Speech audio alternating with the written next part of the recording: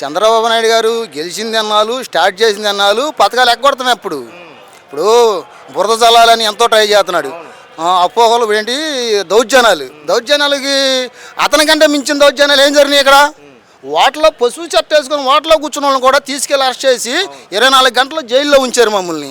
Tiffin చేసేవాళ్ళం పశువు చొక్కా ఉండడానికి. వాళ్ళకంటే చేసిన దౌర్జన్యం ఎవరు చేశారు? చంద్రబాబు నాయుడు గారు చేశారా? ఎక్కడ చూపిమాను? గేట్లు పీకింది ఎవరు? ఎవరు పీకారు గేట్లు? అన్నీ అసలు అవన్నీ చెప్పమను. జగన్ కంటే రౌడీయిజం, జగన్ కంటే దౌర్జన్యాలు చేసింది ఇక్కడ ఎవరు చేయలేదు. ఇక్కడ అంతా శాంతియుతం. చంద్రబాబు నాయుడు గారు కానీ, మా ఏరియాలో చింతలేని బేవకరా గారు కానీ అంతా శాంతియుతంతో ప్రజల్ని, లేబర్ని అందరినీ ఒక తాడి మీద లాక్కొని ఇవాళ మా పరిపాలన ఆడికి 11 సీట్లు ఇచ్చి మాకు అన్ని సీట్లు వచ్చాయంటే గొప్ప ఎవరిది?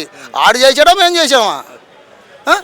అలాంటి పరిస్థితుల్లో ఇవ్వలే కాదు, నెక్స్ట్ ఇంకా 2 పీరియడ్ కూడా మేమే గెలుతామని దొమ్ముగా బల్లగుద్ది చెప్తున్నాం.